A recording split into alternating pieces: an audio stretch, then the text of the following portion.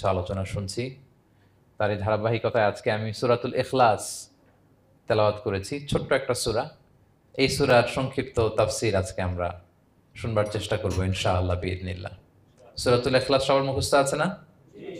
মুসলিম তো অবশ্যই, অনেক অমুসলিমেরও মুখস্থ, অনেক হিন্দুরও সূরা ইখলাস মুখস্থ আছে জানেন। অনেক হিন্দু ভাইরা একই পাড়ায় একই সাথে সমাজে থাকার কারণে তারা সূরা ফাতিহা, ইখলাস এরকম দু চারটা দোয়া কালাম সূরা এদেরও মুখস্থ থাকে। সূরাতুল ইখলাস এমন একটা সূরা যেটা অনেক অমুসলিম ভাইদেরও মুখস্থ থাকে। খুব ছোট্ট সূরা। স্রষ্টার পরিচয় যে এত সহজ ভাষায় মাত্র 4টি বাক্যে দিয়ে দেয়া যায়, তার জলজন্ত প্রমাণ হচ্ছে এই সূরাতুল ইখলাস। মাত্র 4টি আয়াত। কয়টি? 4টি আয়াত দিয়ে আল্লাহ তাআলা স্রষ্টার পরিচয় খুবই চমৎকার ভাবে প্রিসাইজলি তিনি তুলে ধরেছেন। কোরআনের অনেক জায়গায় আল্লাহ তাআলা নিজের পরিচয় দিয়েছেন। যেমন সূরা বাকারার 255 নম্বর আয়াতে, মানে আয়াতুল কুরসির মধ্যে আল্লাহ তাআলা নিজের পরিচয় তুলে ধরেছেন। একটি আয়াত, 9টি বাক্য বিশিষ্ট একটি আয়াত, সেখানে আল্লাহ তাআলার পরিচয় খুব চমৎকার ভাবে পাওয়া যায়। আয়াতুল কুরসি, এটা আপনাদের মুখস্থ আছে না? আয়াতুল কুরসি ফরজ সালাতের পরে এটা পড়বেন। আল্লাহর হাবিব সাল্লাল্লাহু আলাইহি ওয়াসাল্লাম ফরজ সালাতের পরে এটা পড়তেন। তিনি বলতেন, মান কারাআ আয়াতুল কুরসি দুবুরা কুল্লি সালাতিন মাকতুবাতিন লাম ইয়ামনাহু মিন দুখুলিল জান্নাতি ইল্লাল মাউত। ফরজ সালাতের পরে যে আয়াতুল কুরসি তেলাওয়াত করবে তার জান্নাতে যাওয়ার ক্ষেত্রে আর কোনো বাধা থাকে না, মৃত্যু ছাড়া। মৃত্যুটাই বাধা, মরলেই জান্নাতি। আয়াতুল কুরসির ভেতরে আল্লাহ তাআলা ওনার পরিচয় তুলে ধরেছেন খুবই সংক্ষিপ্তভাবে, এক আয়াতে আল্লাহর পরিচয়। তারপর সূরা হাশরের শেষ 3 আয়াতে আল্লাহ তাআলা নিজের খুব চমৎকার পরিচয় তুলে ধরেছেন। তারপরে এই সূরা ইখলাসের মধ্যে আল্লাহ তাআলা আরো সংক্ষিপ্ত পরিসরে, ভেরি প্রিসাইজলি, মাত্র ছোট্ট ছোট্ট 4টা আয়াতে নিজের পরিচয় তুলে ধরেছেন। তো কিভাবে আল্লাহ তাআলা নিজের পরিচয় আমাদের সামনে পেশ করলেন, আমরা সেটাই আজকে শুনবার চেষ্টা করবো ইনশাআল্লাহ। সূরাতুল ইখলাস আপনারা কি জানেন এটা কোরআনের কততম পারায় অবস্থিত?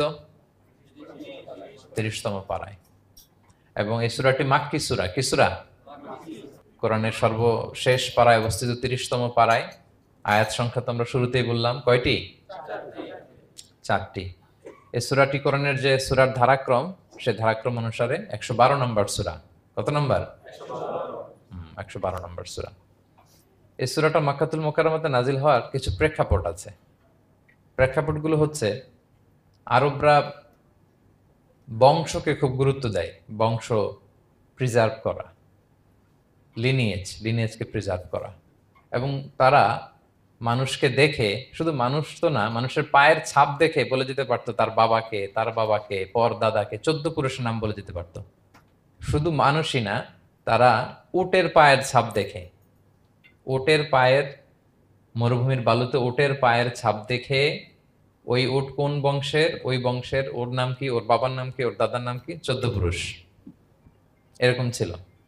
এবং তারা দুজন মানুষকে যদি ঢেকে রাখা হয় সারা শরীর, শুধু পায়ের একেবারে শেষের দিকের ছোট আঙ্গুল দেখে, এটাকে ইলমুল কিয়াফা বলে, ওই ছোট আঙ্গুলের শেপ দেখে ওরা বলে দিতে পারতো সে কোন বংশের, তার বাবার নাম কি, দাদার নাম কি, 14 পুরুষ। তারা এই লিনিয়েজকে প্রিজার্ভ করতো আর কি এইভাবে। এবং এই বংশ পরিক্রমা মুখস্থ করা, জানা, জিজ্ঞেস করা, এটাকে গুরুত্ব দিত। তো তারা আল্লাহকেও আমাদের মতো এরকম একজন সত্তা ভেবে আল্লাহ হাবিব সাল্লাল্লাহু আলাইহি ওয়াসাল্লামকে জিজ্ঞেস করতেছে যে, ইদান খালাকাল্লাহু কুল্লা শাই ফামান খালাকাল্লাহ। মুহাম্মদ, তুমি তো বলো যে আল্লাহ নাকি সব সৃষ্টি করেছে, তো আল্লাহকে কে সৃষ্টি করেছে? অথবা বলো যে আল্লাহর বাবাকে, আল্লাহর দাদাকে, আল্লাহর পরদাদাকে, আল্লাহর বংশটা বলো। তো তখন তাদের এই প্রশ্নের জবাবে আল্লাহ তাআলা সূরাতুল ইখলাস নাজিল করেন যে, কুল হু আল্লাহু আহাদ, হে নবী আপনি বলুন আল্লাহ হচ্ছেন এক, অদ্বিতীয়, ইউনিক, অ্যাবসলিউট। আল্লাহুস সামাদ, তিনি হচ্ছেন সামাদ, তিনি কারোর প্রতি নির্ভরশীল নন, অমুখাপেক্ষী। লাম ইয়ালিদ ওয়া লাম ইউলাদ, তিনি কাউকে জন্ম দেনও নাই, আবার তিনি কারো কাছ থেকে জন্ম নেনও নাই। ওয়া লাম ইয়াকুল লাহু কুফুয়ান আহাদ, তার সমকক্ষ, তার মতো, তার সিমিলার মহাবিশ্বে দ্বিতীয় কেউ নাই। সুবহানাল্লাহ। এটা হচ্ছে শানে নুজুল, কোন প্রেক্ষাপটে নাজিল হয়েছে, এটা হচ্ছে একটা বর্ণনা। আরেক বর্ণনা এসছে, মক্কার মুশরিকরা জিজ্ঞেস করতে আরম্ভ করলো, ইয়া মুহাম্মদ, আমরা জানি মানুষ মাটির তৈরি, ফেরেশতারা নূরের তৈরি, মানে আলোর তৈরি, এরপর জিনেরা আগুনের তৈরি, আল্লাহ কিসের তৈরি? আল্লাহ তাআলার বাইয়িন লানা জিনসা রাব্বিক, তোমার আল্লাহর জিন্স বর্ণনা করো। সে কোত্থেকে আসছে, কি দিয়ে, কোন জিন্স থেকে, মানে কোন জিনিস থেকে তৈরি। তখন আল্লাহ তাআলা এই সূরাটা নাজিল করলেন, কুল হুয়াল্লাহু আহাদ আল্লাহুস সামাদ লাম ইয়ালিদ ওয়া লাম ইউলাদ ওয়া লাম ইয়াকুল লাহু কুফুয়ান আহাদ। এইভাবে অনেকগুলো বর্ণনা পাওয়া যায় যে এরকম এরকম প্রেক্ষাপটে যখন রাসূল সাল্লাল্লাহু আলাইহি ওয়াসাল্লামকে তারা এই সমস্ত প্রশ্ন জিজ্ঞেস করে, তখন তাদের প্রশ্নের জবাব স্বরূপ আল্লাহ তাআলা 4 আয়াত বিশিষ্ট এই সূরাটি নাজিল করেন। তাহলে সূরার কোন প্রেক্ষাপটে, কোন সিচুয়েশনে সূরাটা নাজিল হলো, এটা সবার কাছে ক্লিয়ার না এখন?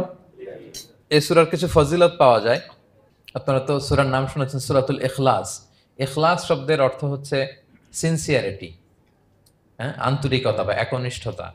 যেহেতু এই সূরায় একনিষ্ঠতার সাথে আল্লাহর তাওহীদের ঘোষণা দেওয়া হয়, এজন্য এই সূরার নাম হচ্ছে সূরাতুল ইখলাস। আবার এই সূরাকে সূরাতুত তাওহীদও বলে, যেহেতু আল্লাহর একত্ববাদের ঘোষণা এই সূরায় দেওয়া হচ্ছে, ওয়াননেস অফ গড। আবার এই সূরার একটা নাম হচ্ছে সূরাতুল মারিফা, যেহেতু এই সূরা মারিফা মানে জানা বা চেনা, যেহেতু এই সূরা পড়ার মধ্য দিয়ে আল্লাহর পরিচয় জানা যায়, আল্লাহকে চেনা যায়, এজন্য সূরার নাম সূরাতুল মারিফা।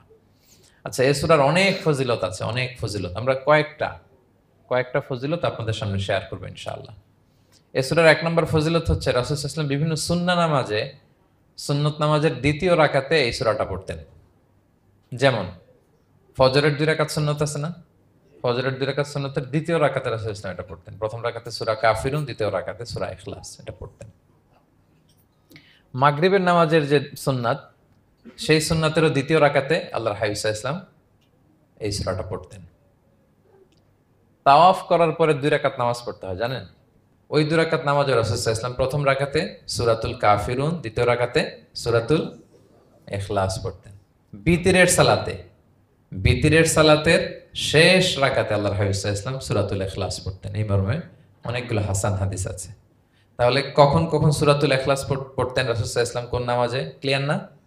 ফজরের 2 রাকাত সুন্নত নামাজের শেষের রাকাতে, মাগরিবের 2 রাকাত সুন্নত নামাজের শেষের রাকাতে, তাওয়াফের পরে যে 2 রাকাত পড়তে হয় শেষের রাকাতে, বিতিরের সালাতের শেষ রাকাতে। এই সূরাটাকে আল্লাহর হাবিব সাল্লাল্লাহু আলাইহি ওয়াসাল্লাম সুলুসুল কোরআন বলেছেন, 1/3 অফ দ্য কিতাব। কোরআনের 3 ভাগের 1 ভাগ। সূরাতুল ইখলাস তা'দিলু সুলুসাল কোরআন।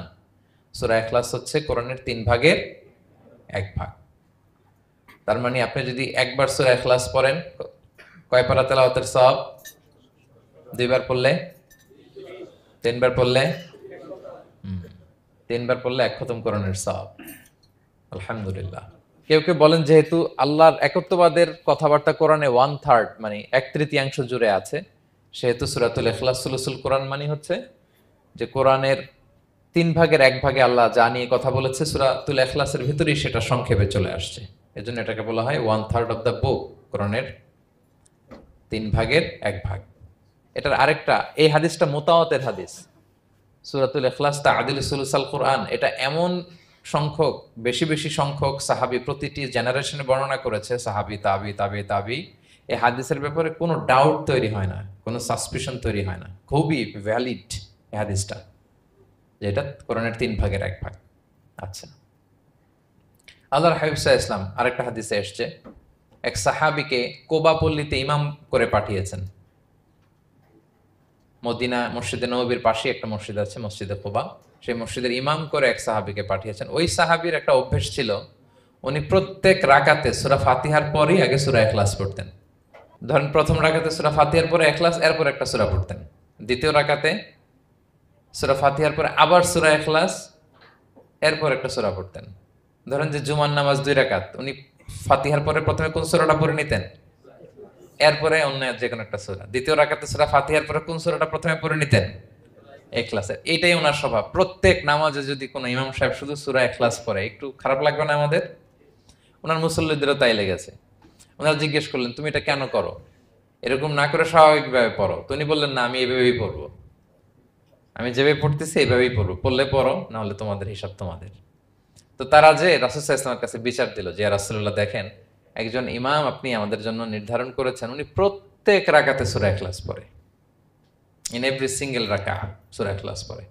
তো রাসূল সাল্লাল্লাহু আলাইহি ওয়াসাল্লাম তাকে ডাকলেন, ডেকে বললেন, ঘটনা কি, তুমি নাকি এরকম করো, প্রত্যেক রাকাতে ফাতিহার পরে আগে ইখলাস দিয়ে শুরু করো, কেন কেন করো? সে বলতেছে, ইয়া রাসূলুল্লাহ, হ্যাঁ, আমি আসলে এমনটা করি, কারণ আমি এই সূরাটাকে বড্ড ভালোবাসি। কারণ ফিহি সিফাতুর রহমান, এই সূরার ভেতরে আল্লাহর পরিচয় মেলে, আল্লাহর পরিচয় পাওয়া যায়, যেন সূরাটাকে আমি বড্ড ভালোবাসি। রাসূল সাল্লাল্লাহু আলাইহি ওয়াসাল্লাম বললেন, ঠিক আছে, তোমার অভ্যাসের পরিবর্তন করার দরকার নাই। হুব্বুকা ইয়াহা ইউদখিলুকাল জান্নাহ, এই সূরার প্রতি তোমার এই ভালোবাসাই তোমাকে জান্নাতে প্রবেশ করাবে। আরেক বর্ণনায় এসছে, তুমি যেমনি আল্লাহর পরিচয় থাকার কারণে সূরাটাকে ভালোবাসো, আল্লাহ জানিয়েছেন যেন তোমাকে জানাই আল্লাহও তোমাকে ভালোবাসে। ফিহি সিফাতুর রহমান, এই সূরার ভেতরে রহমানের পরিচয় পাওয়া যায়, আল্লাহ সুবহানাহু ওয়া তাআলার পরিচয় পাওয়া যায়। তো এই জন্য উনি প্রত্যেক রাকাতে সূরা ইখলাস পড়তেন। আরেকটা হাসান পর্যায়ের হাদিসে পাওয়া যায়, নবম হিজরিতে আল্লাহর হাবিব সাল্লাল্লাহু আলাইহি ওয়াসাল্লাম তাবুক যুদ্ধে অংশগ্রহণ করেছিলেন। আপনারা তাবুক যুদ্ধের নাম শুনেছেন?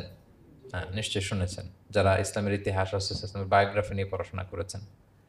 তাবুক হচ্ছে অনেক দূরে মদিনা থেকে, খুব কষ্টের সফর ছিল। তখন খেজুর পেকে সবার ঘরে খেজুর, পাকা খেজুর উঠাতে হবে, আবার প্রচণ্ড গরম, আবার সফরের দূরত্ব অনেক বেশি। এই সফরে মূলত কোনো যুদ্ধ সংগঠিত হয়, তাবুক যুদ্ধে কোনো যুদ্ধ হয় নাই। কয়েক সপ্তাহ লাগছে যেতে, কয়েক সপ্তাহ ফিরতে, এতটুকুই। জাস্ট কে পাক্কা ইমানদার আর কারা মুনাফেক, হিপোক্রিট, এটাকে ক্লিয়ার করার জন্য আল্লাহ তাআলা এই যুদ্ধের আহ্বান জানিয়েছেন যে যাও, অ্যাটাক করো, তাবুকে যাও। বিশাল বাহিনী, প্রায় বিশাল একটা বাহিনী যে তাবুকে চলে গেল। রাসূল সাল্লাল্লাহু আলাইহি ওয়াসাল্লাম যখন তাবুক যুদ্ধে ছিলেন, এই অভিযানে ছিলেন, তখন মদিনায় এক সাহাবী ইন্তেকাল করেন, নাম হচ্ছে মুআবিয়া ইবনে মুআবিয়া আল মুজহানি। তো উনি ইন্তেকাল যখন করলেন, রাসূল সাল্লাল্লাহু আলাইহি ওয়াসাল্লাম তো এত দূর থেকে এটা জানতেন না। জিবরাইল ইসলাম এসে বললেন, ইয়া রাসূলুল্লাহ, মদিনাতে আপনার সাহাবী মুআবিয়া ইন্তেকাল করেছে। মুআবিয়া ইবনে আবি সুফিয়ান একজন সাহাবী আছে, উনি নয়, মুআবিয়া ইবনে মুআবিয়া আল মুজহানি। তখন বললেন, ইয়া রাসূলুল্লাহ, আপনি এই ৩০,০০০ সাহাবী নিয়ে এখানেই মরুভূমির মধ্যেই তার গায়েবানা জানাজা পড়েন, আমরাও আছি আপনার সাথে, আমরাও শরীক হব। রাসূল সাল্লাল্লাহু আলাইহি ওয়াসাল্লাম এত দূরে তাবুক থেকেই মুআবিয়া ইবনে মুআবিয়া আল মুজহানি রাদিয়াল্লাহু তাআলা আনহুর গায়েবানা জানাজায় শরীক হলেন। এই গায়েবানা জানাজায় সাহাবাদের সাথে ফেরেশতারাও শরীক হয়েছিলেন, দুই কাতারে, পেছনে দুই কাতার, প্রতি কাতারে ৭০,০০০ ফেরেশতা। জানাজা শেষে, দোয়া শেষে আল্লাহর হাবিব সাল্লাল্লাহু আলাইহি ওয়াসাল্লাম বললেন যে, জিবরিল, ঘটনা কি? মুআবিয়ার এত স্ট্যাটাস, এত মর্যাদা, কি কারণে তুমি দুই কাতারে ৭০,০০০ হলে ১,৪০,০০০ বিশাল ফেরেশতাদের বহন নিয়ে তুমি জানাজায় জয়েন করলে, কারণ কি? কি তার মর্তবা? তো জিবরাইল আলাইহিস সালাম বললেন, ইয়া রাসূলুল্লাহ, আপনার সাহাবী মুআবিয়ার বৈশিষ্ট্য ছিল তিনি কাইমান আও কাঈদান, দাঁড়িয়ে অথবা বসে, মাশিয়ান আও রাকিবান, আরোহণ অবস্থায় অথবা চলন্ত অবস্থায়, উঠতে বসতে চলতে ফিরতে সবসময় সে পড়তে থাকতো কুল হুয়াল্লাহু আহাদ আল্লাহুস সামাদ লাম ইয়ালিদ ওয়া লাম ইউলাদ ওয়া লাম ইয়াকুল লাহু কুফুয়ান আহাদ। এই সূরাটা ছিল তার ডেইলি ওজিফা, সবসময় উঠতে বসতে চলতে ফিরতে কোন সূরা পড়তো? সূরা ইখলাস পড়তো। এজন্য আল্লাহ তাআলার আদেশে আমরা ১,৪০,০০০ ফেরেশতা নিয়ে তার জানাজায় শরীক হয়েছি। সুবহানাল্লাহি বিহামদিহি। তাহলে বুঝতে পারতেছেন এই সূরার মর্তবা কতটা পছন্দনীয় সূরা আল্লাহর কাছে। যদিও ছোট, আয়াত কয়টা? কিন্তু আল্লাহর কাছে এটার ফজিলত অনেক বেশি। প্রিয় ভাইরা, শুধু এখানেই শেষ নয়, আল্লাহর হাবিব সাল্লাল্লাহু আলাইহি ওয়াসাল্লাম সকালে, সন্ধ্যায়, ফজরের পরে, মাগরিবের পরে এবং বিছানায় ঘুমোতে যাওয়ার আগে তিনি সূরাতুল ইখলাস, সূরা ফালাক, সূরা নাস পড়ে হাতের মধ্যে ফু দিতেন, দুই হাত একসাথে মিলিয়ে এরকম ফু দিয়ে মাথা থেকে বডিতে যতটুকু সম্ভব তিনি মাসে করতেন। ৩টা সূরাই শুরু হয়েছে কুল দিয়ে, এজন্য ৩ সূরাকে একসাথে বলে কুল আস-সালাসা, মানে ৩ কুল। এই ৩ কুল তিনি ফজরের পর, মাগরিবের পর আর বিছানায় ঘুমোতে যাওয়ার আগে পরে হাতে ফু দিয়ে সারা গায়ে মেসেজ করতেন। আপনারা করেন? হ্যাঁ, অভ্যাসটা, ওজিফাটা আছে তো আপনাদের, না? করবেন এটা। এটা special protection, you will get a special protection from Allah সুবহানাহু ওয়া তাআলা। অনেকে দেখবেন ব্ল্যাক ম্যাজিক করে, ব্ল্যাক ম্যাজিক কিন্তু সত্য, ম্যাজিক করে, সেহের করে আপনাকে দুর্বল করে ফেলবে। স্বয়ং আল্লাহর হাবিব সাল্লাল্লাহু আলাইহি ওয়াসাল্লামকে সেহের করা হয়েছিল। উনি কয়েক মাস স্ত্রীদের সাথে ফিজিক্যাল ইন্টিমেসিতে যেতে পারতেন না, এত দুর্বল হয়ে গেছিলেন। লাবিদ ইবনুল আসাম নামে এক ইহুদি মিত্র, সে জাদু করেছিল রাসূল সাল্লাল্লাহু আলাইহি ওয়াসাল্লামকে। ওনার মাথার চুল, চিরুনির ভেতর 11টা গিট দিয়ে সেই ব্ল্যাক ম্যাজিক করেছে। নবী সাল্লাল্লাহু আলাইহি ওয়াসাল্লাম কয়েক মাস অসুস্থ ছিলেন। পরে সূরা ফালাক নাস যখন নাজিল হয়, তখন আল্লাহ তাআলা বিষ্ণু সাল্লাল্লাহু সুস্থ করে দিলেন। সাহাবীদেরকে নিয়ে এক কুয়ার নিচ থেকে, চিরুনি থেকে এই গিটগুলো খুলে খুলে রাসূল সাল্লাল্লাহু আলাইহি ওয়াসাল্লাম 11টা আয়াত তেলাওয়াত করলেন। রাসূল সাল্লাল্লাহু আলাইহি ওয়াসাল্লামকে সুস্থ করে দিল কে? আল্লাহ সুবহানাহু ওয়া তাআলা শিফা নসিব করলেন। তার মানে ব্ল্যাক ম্যাজিক সত্য, সিহির করে মানুষ। আপনার সফলতা, আপনার সাকসেস, এটা সবার ভাল লাগবে না, মনে রাখবেন। সবাই এটা পছন্দ করে না। আল আইনু হাক, নজর কিন্তু সত্য, নজর সত্য, নজরের প্রভাব আছে, চোখের প্রভাব আছে। এজন্য কারো ভালো কিছু দেখলে মাশা আল্লাহ বলবেন, আল্লাহর দিকে ফিরিয়ে দিবেন ওটার কল্যাণ। কি বলবেন? একটা সুন্দর ফুটফুটে বাচ্চা দেখলে মাশা আল্লাহ, কারো সফলতা দেখলে, কারো ফার্মে গেলেন, বাগানে যেয়ে দেখলেন ফল মূল ভর্তি, কি বলবেন? মাশা আল্লাহ, বিসমিল্লাহ মাশা আল্লাহ বললে এটাতে আর ক্ষতি হয় না। অনেকে বলে যে বাবা মা মাশাআল্লাহ বলা লাগে না, বাবা মা আর নাকি মামা, এই তিনজন নাকি মাশাআল্লাহ না বললে কিছু, এটা ভুল কথা। বাবা মারও বলতে হয়। বাবাও তার ছেলের কোনো সাকসেস ভালো কিছু দেখলে কি বলবে? মাশা আল্লাহ তাবারাকাল্লাহ অথবা বিসমিল্লাহ মাশা আল্লাহ, এটা আপনারা বলবেন। নজরের প্রভাব আছে। আপনি সিম্পলি দেখেন, এই যে আমি আপনাদের দিকে তাকিয়ে তাকিয়ে কথা বলছি, আমি যদি অনেকক্ষণ স্টেয়ারিং করি, কারো দিকে ভেবে তাকিয়ে থাকি, সে ভালো ফিল করবে? কেন, আমি কি তার মারছি, ধরছি, স্পর্শ করছি? কিছুই তো করলাম, শুধু আমি তার দিকে তাকিয়ে আছি, তার মানে এতেই সে অস্বস্তি ফিল করতেছে। ধরেন যে আপনি কোনো একটা প্রোগ্রামে বসে আছেন, আপনার পাশে যে বসে, আপনি তার দিকে এরকম 10 মিনিট তাকায় আছেন, কোনো কথা ছাড়া শুধু তাকিয়েই রইলেন, তার কি ভাল লাগবে বলেন? সে কি কমফোর্টেবল ফিল করবে? সে ভয় পাবে, সে ভয় পাবে, অস্বস্তি ফিল। আপনি কিছুই করেন নাই, না তাকে টাচ করেছেন, না ধরেছেন, ছুঁয়েছেন, কিছু, শুধু তাকিয়ে আছেন। দেখেন নজরের কি প্রভাব। আল্লাহ আইনু হাক, নজর সত্যি। এজন্য কারো সাকসেস দেখলে আমরা সবসময় যেন মাশাআল্লাহ বলি। মাশাআল্লাহ ঠোঁটের সাথে মিলিয়ে রাখবেন। ভালো দেখলে কি বলবেন?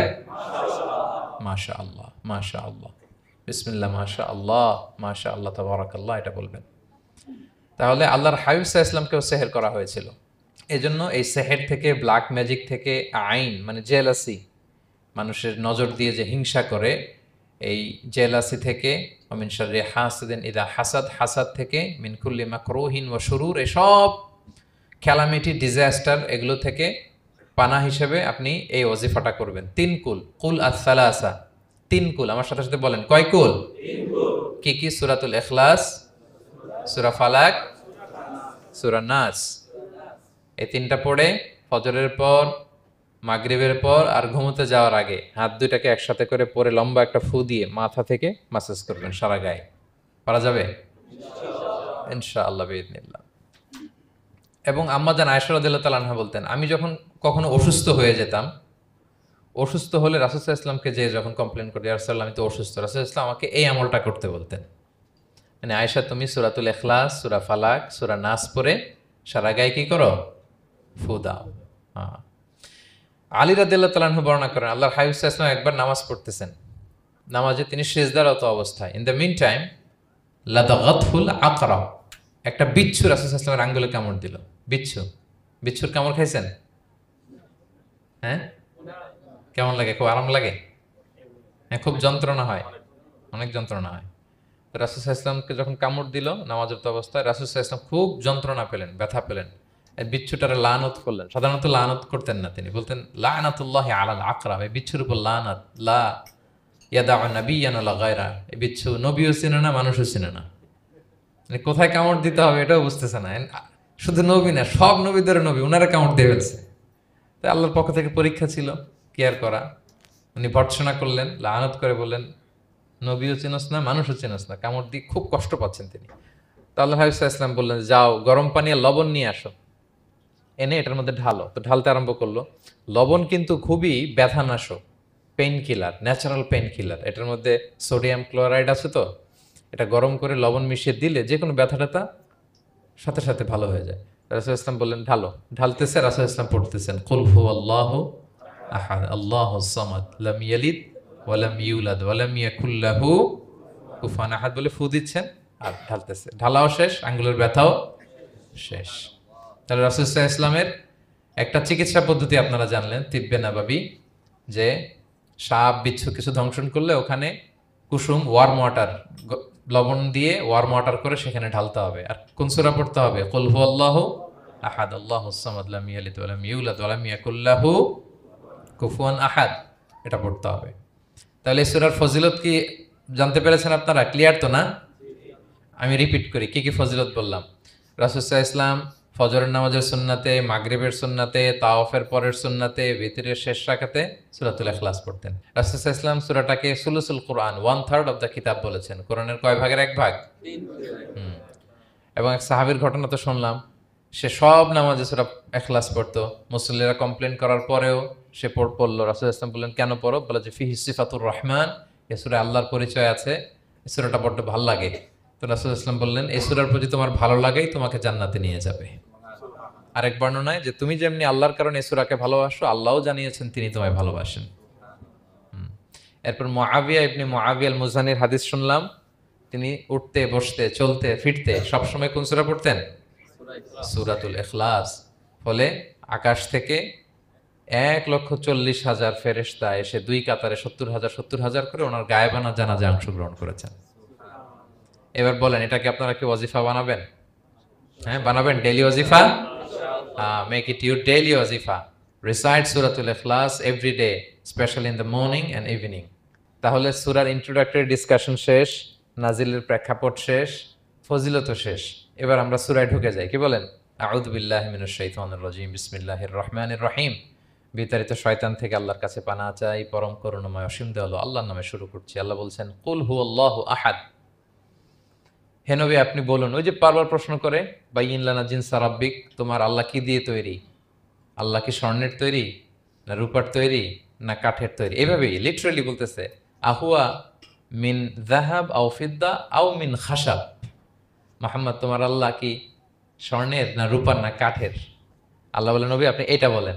কুল, নবী আপনি বলুন, হুয়াল্লাহু আহাদ, আল্লাহ হচ্ছে এক। তোমরা যেরকম আল্লাহকে ভাবো, আল্লাহ আসলে ওই রকম নয়। আল্লাহর সত্তাটা আমাদের মতো নয়, সৃষ্টিগত সত্তার মতো নয়। আমরা এটাতে প্রায় ভুল করে ফেলি। অনেকে এমন এমন প্রশ্ন করি আল্লাহর সাথে, মনে হয় যেন আল্লাহ আমার একেবারে, আমরা নিজেরা যেরকম ওই রকম। কিন্তু স্রষ্টা যে সৃষ্টি জগতের অনেক ঊর্ধ্বে, এটা আমরা বুঝি না। তিনি সময়ের ঊর্ধ্বে, তিনি স্থানের ঊর্ধ্বে, তিনি কালের ঊর্ধ্বে, সবকিছুর ঊর্ধ্বে। যেমন আমাদের 3টা কাল আছে, হ্যাঁ, অতীত, তারপর বর্তমান, যেটাকে ধরা যায় না, প্রতি সেকেন্ডে, ন্যানো সেকেন্ডে এটা অতীত হয়ে যাচ্ছে। আর যেটা সামনে ঘটবে এটা কি? ফিউচার, ভবিষ্যৎ। তা আল্লাহরও কি এরকম অতীত, বর্তমান, ভবিষ্যৎ আছে? সময়টা আমাদের জন্য। উনি তো সময়ের স্রষ্টা, ওনার সাথে আপনি সময় সেট করতে পারবেন না, উনি সময়ের ঊর্ধ্বে। ফলে উনি এই ইবলিস যে আদেশ ভঙ্গ করা, আদম আলাইসাল্লাম এবং হাওয়া আলাইসাল্লাম পৃথিবীতে আসা, নূহ, দাউদ, হুদ, সালেহ থেকে শুরু করে এই একের পর এক নবী, শেষ নবী, বর্তমান সময়, ভবিষ্যৎ, দাজ্জাল, কিয়ামত, সব তিনি অ্যাট এ গ্ল্যান্সে দেখেন, একবারে ওনার চোখের সামনে। আমাদের মতো অতীত, বর্তমান, ভবিষ্যৎ ওনার নাই। আমরা যেমনি ভাব প্রকাশের জন্য ভাষা লাগে, এই যে আমি বাংলায় কথা বলতেছি আপনারা বুঝতেছেন, হ্যাঁ, মালাইরা যারা মালাইতে কথা বলে, ইংলিশরা ইংরেজিতে কথা, চাইনিজে কথা বলে, ভাষা, উনি ভাষার স্রষ্টা, ফলে ওনার ভাষাও লাগে না। কিন্তু উনি বোঝানোর জন্য একটা ভাষা ইউজ করে আমাদের জন্য সহজ করে দিয়েছেন। একটা ভাষায় না বললে তো আমরা বুঝবো না, ফলে উনি আরবি ভাষায় কোরআনটাকে নাজিল করেছেন যাতে আমরা বুঝি। কিন্তু উনি ভাষার মুখাপেক্ষী না, ওনাকে সময়, কাল, ভাষা কোনো কিছু দিয়ে বাধা যায় না, উনি সব কিছুর ঊর্ধ্বে, সব কিছুর ঊর্ধ্বে। এবং আল্লাহ কোথায় আছেন? আমরা বলি যে আরশের উপরে আছেন। সেখানে ওই এরিয়াটা হচ্ছে লা জামান লা মাকান, ওখানে সময়, তারপর কাল, এগুলো ওখানে যায় না। আল্লাহর সাথে এই প্রশ্নগুলো একেবারেই অবান্তর। ফলে আমরা যে প্রশ্নগুলো হুট করে না বোঝার কারণে করে ফেলি, যেহেতু আমাদের খুব সীমিত জ্ঞান, ফলে আমরা সৃষ্টির সাথে স্রষ্টাকে গুলিয়ে ফেলি। কিন্তু উনি কিন্তু আমাদের মতো নন। এজন্য আল্লাহ বলেন যে আমাকে জিজ্ঞেস করে যে আমি লোহার তৈরি, না স্বর্ণের তৈরি, না রূপার তৈরি, নাকি পাথরের তৈরি বা কাঠের তৈরি, তুমি বলো, কুল হুয়াল্লাহু আহাদ। হে নবী আপনি বলুন, আমি হচ্ছি এক, একক, অদ্বিতীয়। আরবিতে এক, এক বলতে আরবিতে ওয়াহেদ শব্দ ব্যবহার করে, আহাদ ব্যবহার করা হয় না। ব্যক্তির গুণ হিসেবে কখনো আহাদ ব্যবহার করা হয় না। এটা কেবলমাত্র শুধুমাত্র একমাত্র আল্লাহ তাআলার জন্য ব্যবহার করা হয়, তিনি আহাদ। আহাদ কারণ ওয়াহেদ শব্দের ওয়াহেদাতুন হয়, মানে পুরুষবাচক হয়, স্ত্রীবাচক হয়, কিন্তু আহাদের আর কিছু হয় না, আহাদ, আহাদি। আল্লাহ শব্দটাই এরকম, আল্লাহ শব্দটাই এরকম। যেমন ঈশ্বরের ঈশ্বরী হয়, ভগবানের ভগবতী হয়, গডের গডেস হয়। আল্লাহর এরকম স্ত্রীবাচক কিছু আছে? কিছু নাই। আল্লাহ বলেন, ইন্নানি আনাল্লাহু লা ইলাহা ইল্লা আনা ফা'বুদনি ওয়া আকিমিস সালাতা লিযিকরি। নিশ্চয় আমি আল্লাহ। মুসা আলাইহিস সালামকে প্রথম যে প্রত্যাদেশ রেভেলেশন দিয়েছিলেন মুকাদ্দাসে তুয়ার পাশে, তুর পাহাড়ের পাদদেশে, ওখানে প্রথম মুসা আলাইহিস সালাম আল্লাহর সাউন্ড তখন তিনি শুনেছিলেন। এবং আল্লাহর সাউন্ডটাও আমাদের সাউন্ডের মতো নয়। যেমন আমি এদিক থেকে কথা বললে আপনি এই পাশ থেকে শুনবেন, এদিক থেকে কথা বললে এদিক থেকে আমাকে ডাক দিলে এদিকে, তার মানে আমি দিকের সাথে সম্পৃক্ত। আল্লাহর এটা এরকম না। মুসা আলাইহিস সালাম তিনি যখন আল্লাহর কথা শুনলেন তিনি বললেন যে একটা সাউন্ড শুনলাম, এটা চারদিক থেকে শোনা যায়, চারদিক থেকে শোনা যায়। এবং তিনি ওনার প্রেগনেন্ট স্ত্রীকে নিয়ে মাদিয়ান ক্রস করে ইজিপ্টের বর্ডারে ঢুকবেন। ইন দ্য মিন টাইম আল্লাহ তাআলা ওই সময়টাকে চুজ করেছেন যে তাকে এখন নবী বানাবো, তাকে রেভেলেশন দিব। তো তিনি দেখলেন যে ইন্নী আনাস্তু নারান, আমি ওই যে লাআল্লি আতিকুম মিনহা বিকাবাসিন আও আজিদু আলান নারি হুদা, স্ত্রীকে দাসীকে বললেন যে একটু বসো, প্রচন্ড ঠান্ডা, ওই যে আগুন দেখা যায়, মনে হয় কেউ আগুন পোহাচ্ছে, আমি একটু আগুন নিয়ে আসি মশাল দিয়ে, তোমাদের আরাম লাগবে, একটু ওয়ার্ম আপ হবে। তো আগুনের কাছে যেয়ে দেখে সামনে যত যায় আগুন তত পেছায়। এবং আগুনটা সাধারণ আগুন না, একটা গাছ থেকে আগুন বেরোচ্ছে, কিন্তু ওই গাছের পাতা জ্বলে না, ডাল জ্বলে না, কিছুই হয় না। আসলে এটা আগুন না, এটা আল্লাহর নূর। আল্লাহর নূর সেখানে ফোকাস দেওয়া হয়েছে। আল্লাহর নূরও আমাদের নূরের মতো না। নূর মানে লাইট। নূর মানে কি? লাইট। সো এই যে আমরা যে লাইট দেখি এই লাইটের মতো না। কারণ আল্লাহর এই নূরের কাবার দেয়া হচ্ছে আবার নূরের পর্দা দিয়ে। পর্দা দেয়া হয় সাধারণত আলোকে আটকানোর জন্য, কিন্তু আল্লাহর যে পর্দা, হেজাবের কথা বলা হয়েছে, ওই পর্দাটাও আলোর পর্দা। আমাদের সাথে মিলালে হবে? আমরা ঘরে পর্দা টাঙাই কি থামাতে বলেন তো? আলো থামাতে। আর আল্লাহর যে হেজাব পর্দাগুলো কিসের? আলোর, নূরের। সো কশ্চিন কালেও আপনি সৃষ্টির সাথে স্রষ্টাকে মিলাবেন না। আমরা ভুল করে অনেক সময় এরকম অবান্তর প্রশ্নগুলো করি। তো আল্লাহ তখন মুসা আলাইহিস সালামকে প্রত্যাদেশ করলেন যে ইন্নানি আনাল্লাহ লা ইলাহা ইল্লা আনা ফা'বুদনি, আমি আল্লাহ। আমি কি? আল্লাহ। এই আল্লাহ নামটা আল্লাহ নিজেই রেখেছেন। আমাদের নাম রাখে আমাদের বাবা দাদা, আল্লাহর তো বাবা দাদা কেউ নাই। আল্লাহর নাম কে রেখেছে? আল্লাহ নিজেই রেখেছেন। ফা'বুদনি, আমার ইবাদত করো, ওয়া আকিমিস সালাতা লিযিকরি। তাহলে এখানে প্রথম আয়াতেই শিরকের উপর কুঠারাঘাত করা হয়েছে, শিরকি আকীদাকে লন্ডভন্ড করে দেয়া হয়েছে এবং বোঝানো হয়েছে আল্লাহ হচ্ছেন এক, অদ্বিতীয়, একক। কারণ আমরা যত ইবাদত করি এর মধ্যে যদি শিরকের স্পর্শ থাকে আমাদের ইবাদত ভ্যানিশ হয়ে যাবে, এটার কোনো দাম নাই। লা ইন আশরাকতা লা ইয়াহবাতান্না আমালুক ওয়া লা তাকুনান্না মিনাল খাসিরিন। আল্লাহ বলেন যদি শিরক করো তাহলে তোমার সব আমল বাতিল হয়ে যাবে, তোমার রোজা, নামাজ, হজ, যাকাত, জিকির কিছু থাকবে না। এজন্য শিরক যাতে কখনো আমাদের না হয়, শিরকের সাথে যেন আমাদের সম্পর্ক না থাকে। ইন্নাল্লাহা লা ইয়াগফিরু আন ইউশরাকা বিহি ওয়া ইয়াগফিরু মা দুনা যালিকা লিমান ইয়াশা। আল্লাহ সব মাফ করেন কিন্তু শিরকের গুনাহ মাফ করেন না। কি মাফ করে না? হ্যাঁ, এজন্য শিরকের সাথে আমাদের কোনো সম্পর্ক নাই। দেখেন আমরা যখন নামাজে দাঁড়াই, আমরা তাকবীরে তাহরিমা বাঁধার পরে কি পড়ি? ওয়াজ্জাহতু ওয়াজহিয়া লিল্লাযী ফাতারাস সামাওয়াতি ওয়াল আরদা হানিফা ওয়া মা আনা মিনাল মুশরিকিন। দেখেন নামাজে দাঁড়ালে আগে ক্লিয়ার করে নিতে হয় যে আল্লাহ ওয়া মা আনা মিনাল। এই যে লক্ষ লক্ষ হাজী সাহেবরা যায় ইজহার রেদা পরে, ওখানে কি পড়ে? লাব্বাইক আল্লাহুম্মা লাব্বাইক লাব্বাইক লা শারীকা লাক। আগে হিসাব ক্লিয়ার যে আল্লাহ শিরকের সাথে ছিটেফোঁটা সম্পর্ক আমাদের নাই। আমরা একনিষ্ঠভাবে তোমার ইবাদত করি। তাহলে সূরাতুল ইখলাস বেসিক্যালি তাওহীদের একনিষ্ঠ ঘোষণার নাম, যেটার প্রথম আয়াত আল্লাহ তাআলা নবীকে বললেন যে হে নবী আপনি আমার পরিচয় দিয়ে দেন, আপনি বলুন কুল হুয়াল্লাহু আহাদ, আমি এক, একক, অদ্বিতীয়। কুল হুয়াল্লাহ, নবী আপনি বলুন তিনি হচ্ছেন আল্লাহ এবং তিনি হচ্ছেন আহাদ। আল্লাহ নামটার অনেক ভাবে কোরআনে পরিচয় দিয়েছেন। আল্লাহ আলিফ লাম, লাম আলিফ ছাড়া, লিল্লাহ দিয়ে, লাম ছাড়া, লাহু দিয়ে, আপনি যেভাবেই বলবেন সেভাবে আল্লাহর পরিচয় পাওয়া যায়। লিল্লাহি মা ফিস সামাওয়াতি ওয়া মা ফিল আরদ, কোরআনের অনেক আয়াতে এসেছে। লাম বাদ দিয়ে দিলে লাহুল মুলকু ওয়া লাহুল হামদু হুয়া আলা কুল্লি শাইইন কাদির। লাম বাদ দিয়ে দিলে হা দিয়েও আল্লাহর পরিচয় দিয়েছেন, হুয়া দিয়ে পরিচয় দিয়েছেন, হুয়াল্লাহুল্লাযী লা ইলাহা ইল্লাহু। তাহলে যেভাবে আপনি পরিচয় খুঁজতে যাবেন সেখানে আল্লাহর পরিচয় পাওয়া যাবে। আল্লাহ তাআলা বলছেন হুয়াল আউয়ালু ওয়াল আখিরু ওয়াল যাহিরু ওয়াল বাতিন ওয়া হুয়া বিকুল্লি শাইইন আলিম। তিনি প্রথম, তিনি শেষ, তিনি প্রকাশ্য, তিনি গোপন। তিনি প্রথম মানে কি? তিনি সূচনাহীন অতীত থেকে আছেন। দেখেন আমাদের সাথে মিলে না। আমাদের অতীতের একটা সূচনা থাকে, কি বলেন, আমার জন্মের একটা স্টার্টিং পয়েন্ট আছে না, যে এখান থেকে আমার অস্তিত্ব শুরু, এত সালে আমি, এত সালে আপনি। তার মানে আমাদের একটা স্টার্টিং আছে তো নাকি? আল্লাহ স্টার্টিং কবে থেকে বলেন? কবে থেকে? যে এই সময় থেকে উনি আল্লাহ বলেন? Nobody knows. কারণ হুয়াল আউয়াল, এই আউয়াল মানে এমন শুরু, সূচনাহীন শুরু, এমন শুরু যেটার কোনো কি নাই, সূচনা নাই। আবার সীমাহীন ভবিষ্যৎ পর্যন্ত তিনি থাকবেন। কতদিন তার রাজত্ব, ক্ষমতা, সভরেন্টি, পাওয়ার থাকবে? কতদিন বলেন? হুম, সীমাহীন, এটার কোনো শেষ নাই। হুয়াল আউয়াল ওয়াল আখির ওয়াল যাহির ওয়াল বাতিন। এবং সব কিছু ধ্বংস হবে তিনি ছাড়া। কুল্লু মান আলাইহা ফান ওয়া ইয়াবকা ওয়াজহু রাব্বিকা যুল জালালি ওয়াল ইকরাম। সব শেষ হবে, উনি অবিনশ্বর, শাশ্বত, চিরঞ্জীব। তাই বলে উনি আমাদের থেকে দূরে নন, খুব কাছে। আমরা ডাকলেই তিনি ডাকে সাড়া দেন। আমাদের সবকিছু তিনি দেখেন, অবজার্ভ করেন, মনিটর করেন। ওয়া নাহনু আকরাবু ইলাইহি মিন হাবলিল ওয়ারিদ। আমাদের এখানে একটা রগ থাকে, এই রগেরও কাছে, তার মানে খুব কাছে, খুব কাছে। আমরা তাকে না দেখলেও তিনি আমাদের দেখেন। লা তুদরিকুহুল আবসার ওয়া হুয়া ইউদরিকুল আবসার ওয়া হুয়াল লাতীফুল খবীর। কোন চোখ তাকে দেখে না, কোন দৃষ্টি তাকে আয়ত্ত করতে পারে না, কিন্তু সকল দৃষ্টিকে তিনি আয়ত্তে রাখেন। সুবহানাল্লাহ। এভাবে আল্লাহ তাআলা খুব প্রিসাইজলি 4টা আয়াত দিয়ে নিজের পরিচয় দিয়েছেন। কুল হুয়াল্লাহু আহাদ। হে নবী, আপনি বলুন তিনি আল্লাহ, তিনি অদ্বিতীয়। বাংলারও অনেক সীমাবদ্ধতার ফলে আমাকে এক, একক এগুলো ইউজ করা লাগতেছে, কিন্তু আল্লাহর আহাদ বোঝাতে যে এক, একক, এটা যথেষ্ট না। এটা আমার লিমিটেশন, আমাদের লিমিটেশন, ভাষার লিমিটেশন। কিছু দিয়ে তো আমার অডিয়েন্সকে বা আমাদের বুঝতে হবে দ্য এসেন্স অফ গড। এজন্য আমরা বলি এক, একক, অদ্বিতীয়।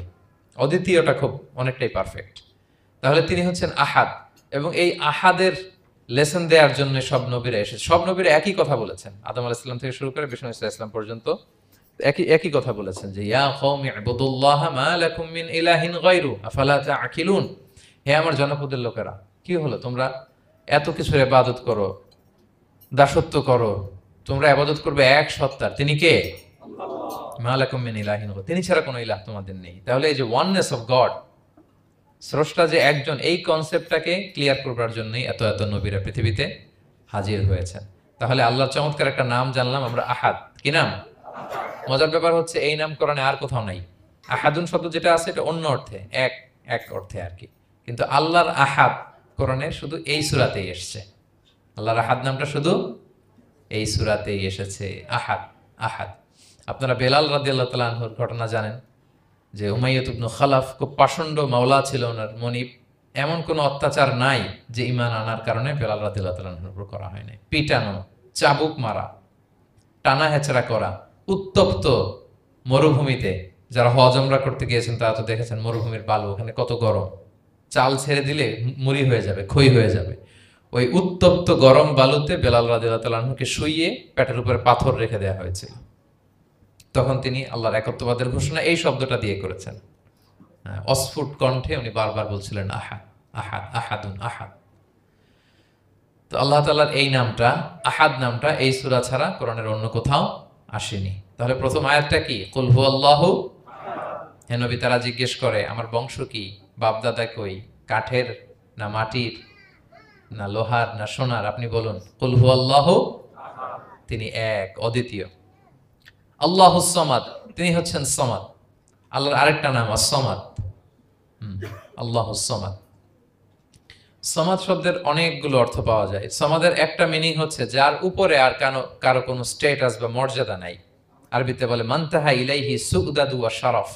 মর্যাদা, স্ট্যাটাস যত শীর্ষে, পিকে যেতে পারে, ওইটার নাম হচ্ছে সামাদ, এর উপরে নাই। সামাদের আরেকটা অর্থ হচ্ছে যে পরনির্ভরশীল নয়, মানে তার কারোর উপর নির্ভর করা লাগে না, সে স্বয়ং সম্পূর্ণ। আচ্ছা, পৃথিবীতে এমন কারো নাম বলেন তো যে কোনো দিন কোনো কিছুতে কোনো কাজে অন্যের মুখাপেক্ষী হওয়া লাগে নাই, সে একা একা আত্মনির্ভরশীল, স্বয়ং সম্পূর্ণ। এরকম একজনের নাম বলেন, আছে? কেউ নাই। কোনো না কোনো ভাবে আপনি পাওয়ারফুল কারো কথা বলবেন, এত আরো নির্ভরশীল। এরা রাস্তা দেখায় না দিলে চলতেও পারে না, কোন দিকে যাইতে হবে এটা বলার জন্য 10 জন থাকে। এর ওয়াশরুমে নিয়ে যেতে হয় 10 জনের, এর এই সাপোর্ট, ওই সাপোর্ট, এই প্রোটোকল, অনেক কিছু, এর লোক লাগে আরো বেশি। তার মানে সাহায্য ছাড়া চলতে পারে এমন কোন সত্তা পৃথিবীতে নাই। একটা সত্তা যার কারো কোনো সাহায্য লাগে না, যার কারোর প্রতি কোনো নির্ভরতা নাই, কারো কাছে ঠেকা নাই, গোটা বিশ্ব তার কাছে ঠেকা। তিনি কে? তার নাম সামাদ। তার নাম কি? আল্লাহুস সামাদ। অমুখাপেক্ষী, অ্যাবসলিউটলি ইন্ডিপেন্ডেন্ট, কখনো কোনো কাজে তার কারো কাছে যেতে হয় না, কারো উপর ভরসা করতে হয় না, কারো প্রতি তার কোনো ঠেকা নাই। সব গোটা দুনিয়া তার কাছে ঠেকা, তার কাছে ফরিয়াদ করে, তার দিকে ঝুঁকে পড়ে আসতে বাধ্য। ওই সত্তার নাম হচ্ছে সমাদ। সমাদ ক্লিয়ার সবার কাছে? আল্লাহ তাআলা বলছেন, ইয়া আইয়ুহান নাসু আনতুমুল ফুকারাউ ইলাল্লাহ ওয়াল্লাহু হুয়াল গনিয়ুল হামিদ। ওহে মানুষেরা, তোমরা হচ্ছে ফকির।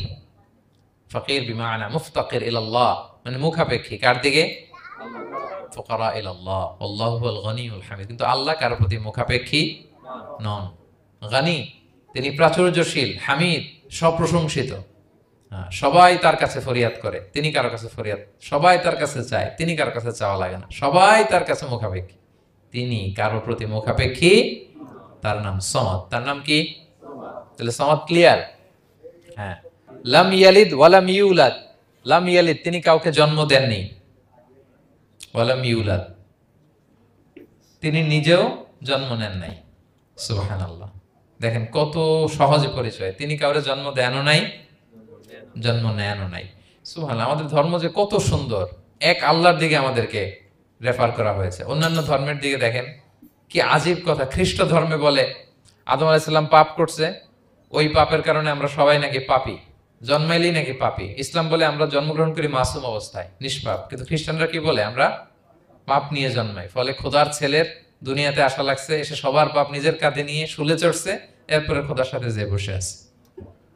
এটা হচ্ছে খ্রিস্ট ধর্মের কথা। অন্যান্য অনেক ধর্মে দেখেন ল্যাংটা বাবার কাছে যে মাথা নোয়াতে হয়।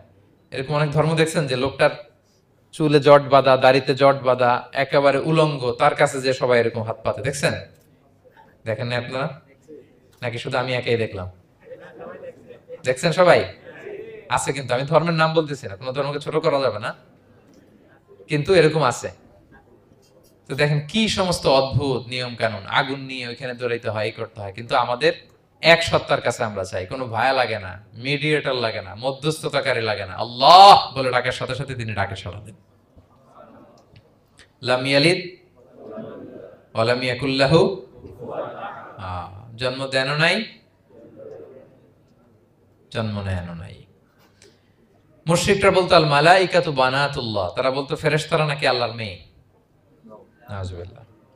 ওয়া ক্বালাতিল ইয়াহুদু উযাইরুন ইবনুল্লাহ, ইহুদিরা বলতো উযাইর আলাইহিস সালাম আল্লাহর ছেলে।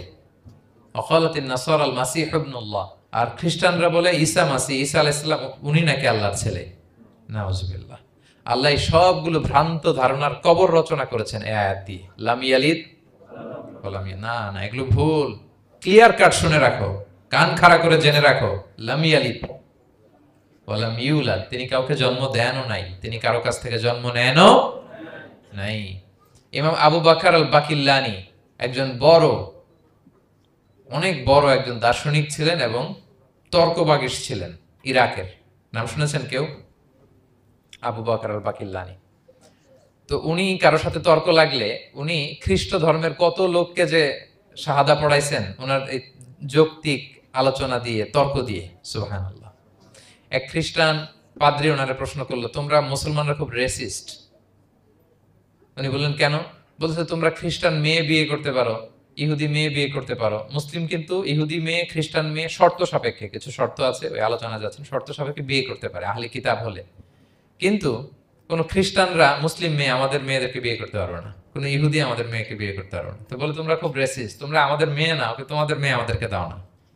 তো তিনি বলেন তোমরা তো ইহুদি, তোমাদের নবী হচ্ছে মুসা আলাইহিস সালাম, ওনাকে তো আমরা মানি, ওনার কথা তো কোরআনে আছে, এজন্য তোমাদের মেয়েকে বিয়ে করতে পারি। আর খ্রিস্টানদের নবী হচ্ছে ঈসা আলাইহিস সালাম, ওনাকেও মানি, ওনার মায়ের নামে বিশাল সূরাই আছে, সূরা মারিয়াম, আর ওনার ব্যাপারে হাজার শত শত আয়াত। তো এই জন্য তোমার খ্রিস্টানদের মেয়ে বিয়ে করতে পারি। তোমরা তো আমাদের নবী মুহাম্মদ সাল্লাল্লাহু আলাইহি ওয়াসাল্লামকে মানো না। মুহাম্মদ সাল্লাল্লাহু আলাইহি ওয়াসাল্লাম যে শেষ নবী, এটা তোমরা মানো, মানার সাথে সাথে মুসলমান হয়ে যাবা, এরপর আমাদের মেয়েকেও তোমরা বিয়ে করতে পারবা। এভাবে উনি এমন ভাবে উত্তর দিতেন, বুহিতাল্লাযী কাফার, কোনো একেবারে লাজবাব হয়ে যেত।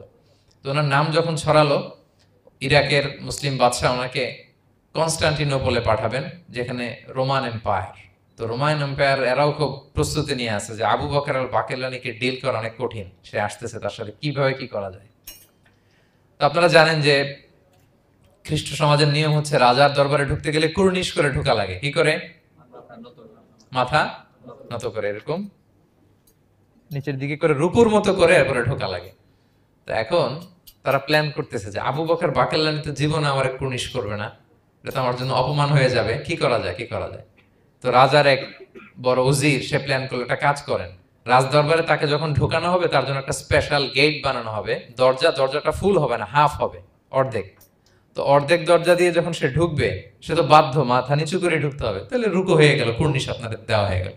বলে এই তো চমৎকার বুদ্ধি, ঠিক আছে একটা ছোট্ট দরজা বানাও। তো বানাইছে। উনি যখন কনস্টান্টিনোপলে পৌঁছলেন, অনেকে নিয়ে আসালো রাজদরবার, বলতেছে এটা দিয়ে ঢুকতে হবে আমাদের, সবার ঢুকেন। তো সবাই এরকম মাথা নিচু নিচু করে ঢুকছে। উনি দেখেই বুঝছে এটা তো কৌশল করছে আমার সাথে। তো উনি মাথা নিচু করছেন, কিন্তু এমনি না, উল্টা উল্টা হয়ে উনি মাথাটা পিছনে দিয়ে, বুঝতে পারছেন, উনি অ্যাবাউট টার্ন হয়ে ঢুকতে তো হবে, পিঠটারে রাজার দিকে দিয়ে, নিতম্বটাকে রাজার দিকে দিয়ে, তারপরে উনি রুকু দিছে, উল্টা রুকু। তো এক হিসেবে কুর্নিশ মানে, বরং আরো রাজাকে কি হয়েছে, ইনসাল্ট করা হয়েছে। রাজা তো রেগে মেগে আগুন, সবাই রাজা বলছে জানতাম ও এরকম কিছু একটা করবে। মানে এমন ভাবে উনি বুদ্ধি বের করে ওনাকে, ওনার সাথে আর পারা যায়। কেন ওনার কথা আনলাম এই জন্য, সেখানে যেও উনি পুরো রাজ দরবারকে তাক লাগিয়ে দিলেন এইভাবে। উনি দেখেন যে কনস্টান্টিনোপলের রোমান এম্পায়ারের পাশে পোপ বসা, পোপ চেনেন তো, মানে তৎকালীন খ্রিস্টান সবচেয়ে বড় পাদ্রী। তিনি যে বলতেছে কাইফা হালুক ইয়া কাহানাতুল মা'বাদ ও কাইফাল আহল ও কাইফাল আওলাদ, যে বলতেছে আরে সম্মানিত পোপ আপনি কেমন আছেন, আপনার বউ কেমন আছে, আপনার সন্তান কেমন আছে। এই কথা শুনে রাজা রেগে মেগে আগুন, এই আবু বকর বাকেল্লানি এত বড় সাহস, তুমি জানো না উনি পোপ, পোপদের বিয়ে করা নিষেধ, তারা এত পবিত্র, তাদের স্ত্রী হয় না, তাদের স্ত্রী হয় না, তাদের সন্তান হয় না। একজন পবিত্র সত্তার সন্তান থাকে কি করে, স্ত্রী থাকে কি করে, তারা আমাদের পোপ। তা আবু বকর আল বাকিল্লানি বলে, আপনাদের পোপের যদি স্ত্রী থাকলে ইজ্জত চলে যায়, সন্তান থাকলে সম্মান ক্ষুণ্ণ হয়, তাহলে আপনারা ঈসা আলাইহিস সালামকে আল্লাহর সন্তান কি করে বানান, মেরিকে আল্লাহর স্ত্রী কি করে বানান। সুবহানাল্লাহ বিহামদি। আল্লাহর সাথে আপনারা বউ সেট করতে পারেন, আল্লাহর সন্তান সাব্যস্ত করতে পারেন, কিন্তু আপনার পোপকে জিজ্ঞেস করলাম আপনার স্ত্রী কেমন আছে, আপনার বউ কেমন আছে, আপনার রেগে মেগে আগুন। এই কথা শুনে ওই ওদিকে যারা আছে সব শাহাদা পড়ে মুসলমান হয়ে গেছে। এরকম অনেক লোক ওনার বুদ্ধিমত্তা দেখে শাহাদা পড়ে পড়ে মুসলমান হয়ে গিয়েছে। এজন্য আল্লাহ তাআলা এই যে শিরকি আকীদার উপর কুঠারাঘাত করে তিনি বললেন লাম ইয়ালিদ ওয়া লাম ইউলাদ, তিনি জন্ম দেনও নাই, জন্ম নেনও নাই, ওয়া লাম ইয়াকুল্লাহু কুফুয়ান আহাদ। এই কুফু শব্দটা আল্লাহর জন্য যে ব্যবহার হয়েছে কোরআনে আর কোথাও নাই। এক হচ্ছে আহাদ, আর এই কুফু আর কোথাও নাই। আল্লাহ বলেন ওয়ালাম ইয়াকুল্লাহু কুফুয়ান আহাদ, তার সমকক্ষ কেউ নাই। আল্লাহর মতো similar, nothing is similar to him, equivalent to him. আল্লাহর মতো সিমিলার কিচ্ছু নাই। তাহলে আল্লাহ কার মতো? আল্লাহ আল্লাহর মতো। আল্লাহ কার মতো? আল্লাহর মতো। অন্য আয়াতে আল্লাহ তাআলা বলছেন লাইসা কামিসলিহি শাই, তার মতো কেউ নাই, তিনি তার মতো। তাহলে আল্লাহ কার মতো? আল্লাহর মতো। আল্লাহর মতো। ওয়ালাম ইয়াকুল্লাহু কুফুয়ান আহাদ, তার মতো কেউ নাই, তিনি তার মতো। তাহলে এই চার আয়াতে আল্লাহর পরিচয় পাইছেন আপনারা? তিনি এক, অদ্বিতীয়, তিনি অমুখাপেক্ষী, কারো কাছে হাত পাততে হয় না, সব হাত পেতে থাকে তার দরবারে। তিনি জন্ম দেনও নাই, জন্ম নেনও নাই, তার মতো কেউ নাই। তো তাহলে আল্লাহর মতো কেউ নাই। আল্লাহ কার মতো? আল্লাহর মতো। তাহলে সূরাতুল ইখলাস ক্লিয়ার হয়েছে সবার? আল্লাহ নিজের পরিচয় দিলেন, তিনি এক, অদ্বিতীয়, তার কাছে চাইতে হয়। আমরা ফরিয়াদ করব কার কাছে? বিপদে আপদে, যে কোনো বিপদে ক্রাইসিসে পড়লেই কি করবেন? কার কাছে শেয়ার করবেন? নাকি ফেসবুকে শেয়ার করবেন? আমরা বিপদে পড়লে কোথায় শেয়ার দিয়ে দেই? প্রথমেই আমাদের শেয়ার দেওয়ার জায়গা কই? কিন্তু আসলে শেয়ার করতে হবে কার কাছে? প্রথমে আল্লাহর কাছে বলুন। তিনি আপনাকে বিপদ মুক্ত করতে পারেন, তিনি আপনাকে শান্ত করতে পারেন, আপনার অস্থিরতা দূর করতে পারেন, তিনি কেবল আপনাকে সফলতা দিতে পারেন, আর কেউ পারে না। এজন্য ফরিয়াদের হাত যেন আমরা তার দরবারে উঠাই। আল্লাহ তাআলা আমাদের সবাইকে কথাগুলো বোঝার, আমল করার তৌফিক দান করুক।